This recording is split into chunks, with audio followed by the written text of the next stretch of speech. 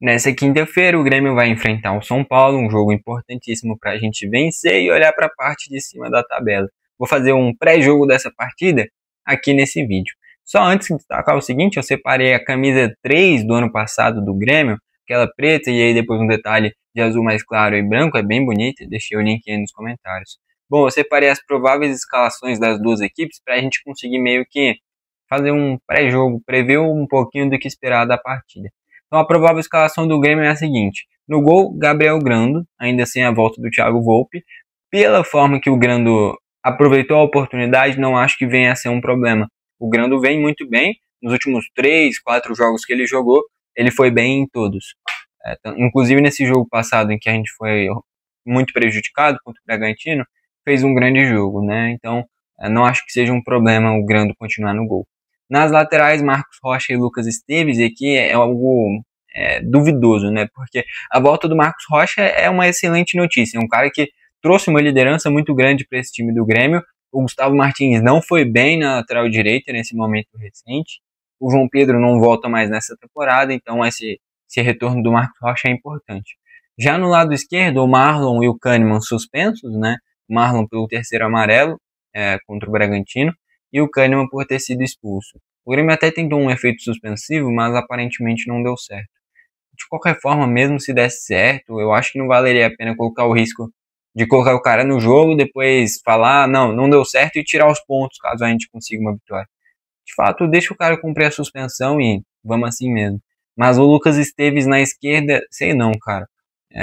Eu não gostei das atuações do Lucas Esteves com a camisa do Grêmio, porque para um cara de linha defensiva, um cara muito fraco fisicamente, qualquer jogador ganha disputa de corpo com ele. Eu lembro até hoje de um jogo no Gauchão que o Batalha humilhou, fez o que quis para cima do Lucas Esteves.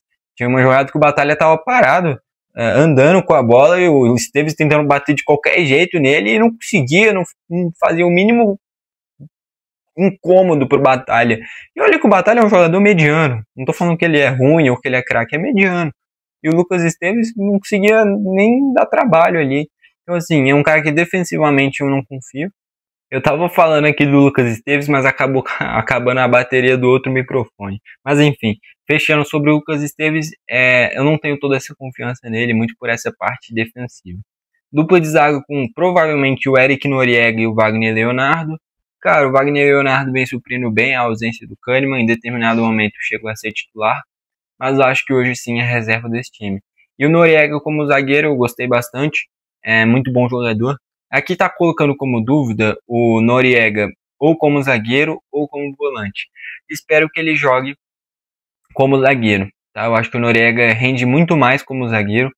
É um cara que de zagueiro tem muita visão de jogo, né? Tem muita qualidade e também defende bem. Agora, de volante, eu sinto que ele não tem essa desenvoltura de chegada à frente, vira muito mais um defensor a mais do que um cara de proteção e boa chegada à frente. Então acho que o Noriega de zagueiro rende muito mais. Meio de campo, provavelmente com Cuéllar e Arthur. Aqui está colocando como dúvida o Dodi no lugar do Cuéllar também, tendo em vista que o Cuéllar está voltando de lesão. O Cuéllar tem muito mais qualidade, o Dodi tem muito mais a parte defensiva. Cuéllar e Arthur é o melhor meio de campo possível para esse time do Grêmio. Vamos ver se o Cuéllar já está pronto para poder começar um jogo. Mas esse retorno do Cuéllar é importante. E o Arthur vem jogando uma barbaridade. Esses dias eu trouxe a análise da vitória do Grêmio contra o Galo na final do Brasileirão Sub-17. O Thiago, no meio de campo, tem um estilo de jogo bem parecido com o Arthur. Acho que depois desse jogo de volta, vai ser no sábado, da final do Brasileirão Sub-17, poderia subir o Thiago pro profissional. E aí eu não tô falando, coloca o cara de titular. Não. Mas para colocar, para ele já treinar com o elenco principal e cada vez mais se espelhar no Arthur. Que dá pra ver que ele se baseia no estilo de jogo do Arthur. É muito parecido, cara, o estilo de jogo do Thiago. O Grêmio tanto é que fez 4 gols, goleou o Atlético Mineiro. Nenhum gol foi do Thiago, mas o jogador que eu mais fiquei impressionado foi o Thiago. É muito bom jogador. Eu subiria pro profissional, e aí eu não tô falando para ele já sair jogando. É para ele já pegar essa experiência com os jogadores profissionais e desenvolver cada vez mais o estilo de jogo com essa inspiração no Arthur. Porque é uma grande inspiração mesmo. O Arthur joga uma barbaridade, tá jogando muito. E o Edenilson como esse meio campista, né? Infelizmente o Monsalve ainda não tá 100%. Quando o Monsalve voltar, cara, eu queria ver ele nesse time. Eu gosto demais do Monsalve, infelizmente tá muito tempo parado. O Cristaldo não rende, então é o Edenilson que tem que jogar mesmo. Vive um momento bom. Lá na frente, Alisson, Amuso e Carlos Vinícius. O Alisson pela direita, é grande revelação dessa temporada do Grêmio, tem que ser titular mesmo. Pela esquerda, o Amuso. Cara, o Amuso ganhou bastante confiança de uns tempinhos pra cá. Depois daquele jogo contra o Vitória, esses dias foi muito bem no amistoso contra o Brasil de Pelotas. Então pode ser uma boa possibilidade ele sendo esse cara pela meia esquerda. Não sei se o Pavão está relacionado, eu acho que sim. Mas o Pavão é um cara que na arena ele vai ser muito contestado sempre, não tem o que fazer. E de centroavante, Carlos Vinícius ou André. Carlos Vinícius voltando de lesão. Acho que já dá para começar com Carlos Vinícius, tem uma imposição física maior. E aí o André num segundo tempo, um cara que flutua mais, eu acho que é o ideal. Seria essa a provável escalação e eu acho que é o melhor que tem mesmo. Tá bom? E provável escalação do São Paulo agora. Rafael no gol, é um belo goleiro. Só que é um goleiro que, por exemplo, contra o Palmeiras, teve um gol do Flaco Lopes que poderia ter defendido e não defendeu, né?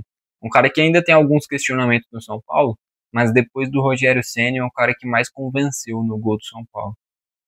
São 3 zagueiros, sendo o Arboleda, Alan Franco e o Ferrarese. O Ferrarese provavelmente pela direita, o Alan Franco pela esquerda, o Arboleda sendo centralizado. Tá colocando como dúvida entre o Ferrarese e o Sabino. Se jogar o Sabino, o Alan Franco é pela direita e o Sabino é pela esquerda.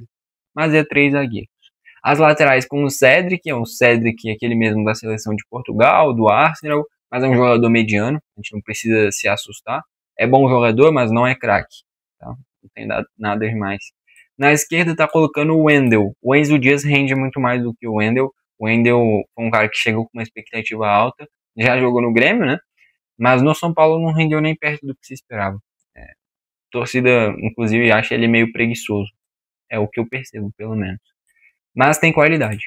Meio de campo com Luiz Gustavo, voltando de lesão, né? Faz tempo que ele não joga. Alisson, muito bom segundo volante nesse time do São Paulo, né? No Grêmio ele jogava de ponta e não rendia nada, né? Depois de um tempo.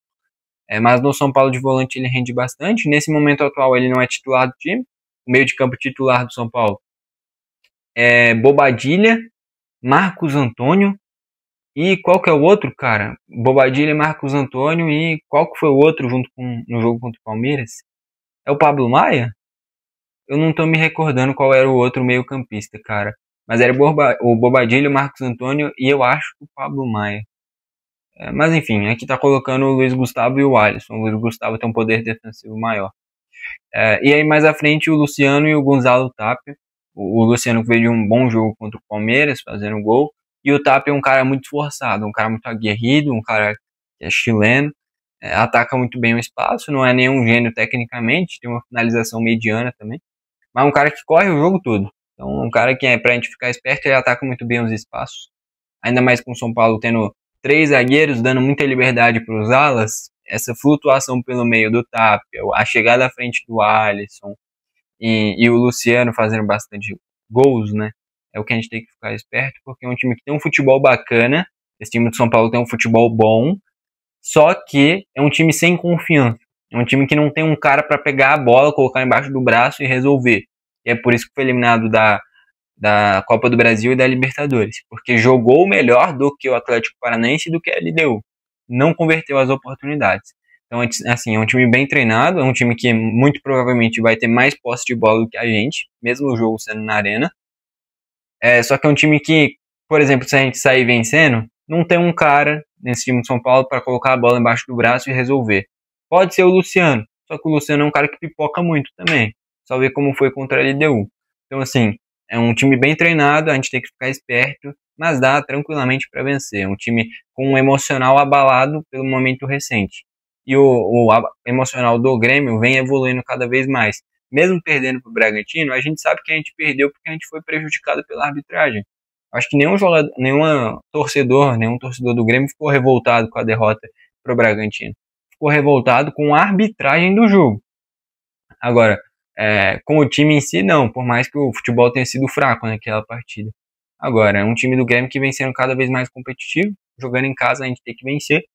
E dá pra vencer, tá bom? Quero saber o que você pensa desse jogo contra o São Paulo também. Se quiser pode comentar seu palpite aí embaixo nos comentários. Bom, foi esse o vídeo, valeu e falou!